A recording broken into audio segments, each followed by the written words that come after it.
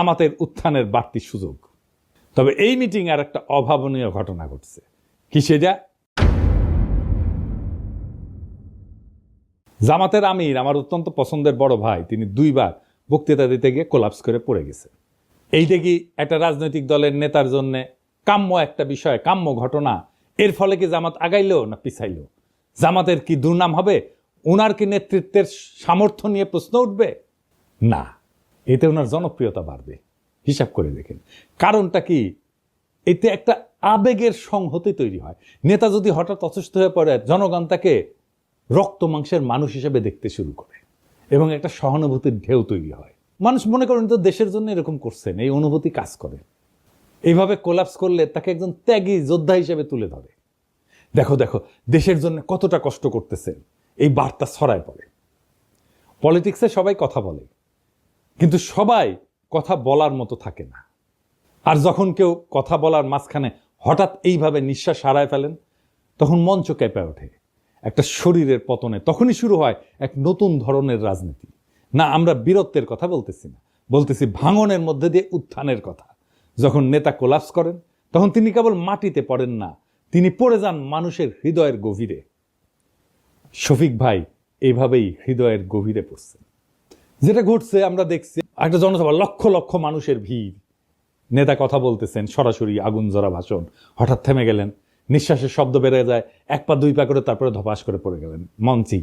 অনেকে চিৎকার করে উঠছেন, কিন্তু তিনি কি সত্যি পড়ে গেছেন, নাকি ঠিক তখনই তিনি মানুষের হৃদয়ে উত্থান করেন? আমি কয়েকটা আন্তর্জাতিক ঘটনার কথা বলি। রবার্ট এফ কেনেডি ভাষণ শেষে গুলিবিদ্ধ হয়ে মঞ্চে পড়ে যান। কোনো রাজনৈতিক প্রতীক কখনো এত রক্তে জন্ম নেয়নি। তার জন্য পোস্টার ছাপা হয়, এতেই উনার জনপ্রিয়তা আকাশচুম্বী হয়ে যায়। রাজনীতি মানে কিন্তু পারফেকশন না।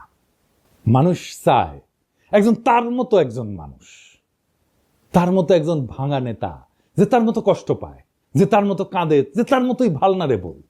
এটাই হিরোইক সাফারিং এফেক্ট। নেতা যদি ভোগে, জনগণ তাকে ভালোবাসে। ফরাসি চিন্তাবিদ জালুক ন্যান্সি, উনি বলছিলেন, যে শরীর কষ্ট করে সেই সত্য বয়ে আনে। আর জর্জিও আগাম্বেন, উনি বলছিলেন, the moment the sovereign body collapses, the political soul rises. তাহলে প্রশ্ন দাঁড়ায়, নেতা যখন পড়ে যায় তখন কি উঠে আসে? উঠে আসে ক্ষমতার নতুন ভাষা। ভাঙন থেকে উঠে আসে এক নতুন প্রতীক, যেখানে নেতা আর কেবল মানুষ না, তিনি হয়ে ওঠেন সিনেমার মতো সাহসের স্থাপত্য, বীরত্বের প্রতীক, আস্থার জায়গা, ভরসার জায়গা, এবং মানুষ কানেক্ট করতে পারে তার সাথে। নেতৃত্ব সবসময় ভাষণের মধ্যে থাকে না, এইভাবে পতনের মধ্যেও থাকে। তাই এটা সিম্বলিক ব্রেকডাউন। ফরাসি দার্শনিক রোলা বার্ট বলছিলেন যে মৃত্যুর কাছাকাছি যাওয়ার প্রত্যেকটা মুহূর্তই একটা রাজনৈতিক পুনর্জন্মের আভাস দেয়। নেতা যখন কোলাপস করে, তখন মানুষ বোঝে এই লোক নিজের চেয়েও বড় কিছুতে বিশ্বাস করে। আর এখানেই আসে এক গভীর থিওরি, যেটা আগে বলছি, হিরোইক সাফারিং এফেক্ট। নেতা যখন কষ্টে পড়ে, তার প্রতি সহানুভূতি বাড়ে, আর সহানুভূতির সাথে আসে বিশ্বাস। বিশ্বাস থেকে তৈরি হয় কারিশমা। জার্মান সমাজবিজ্ঞানী ম্যাক্স ওয়েবার বলছিলেন, কারিশমা হচ্ছে এক ধরনের ঐশ্বরিক বা অতিপ্রাকৃত বৈধতা, যা দুর্দিনে প্রকাশ পায়। নেতার শরীর যখন হার মানে, মন তখন কথা বলে, আর মনই তখন জনগণের সাথে একাত্ম হয়ে যায়। সুতরাং নেতা যখন তার ভাষণের মঞ্চে পইরা যান, তখন আমরা যদি দুঃখ করি, তাহলে কিন্তু আমরা ঘটনাটা বুঝি না। আর যদি ভাবি উনি দুর্বল হয়ে পড়ছেন, তাও ভুল। কারণ নেতা আসলে তখনই সবচেয়ে শক্তিশালী হয়ে ওঠেন, তখন তার শরীর চিত হয়ে পড়ে থাকে আর জনগণের মন তার দিকে ঝুঁকে পড়ে।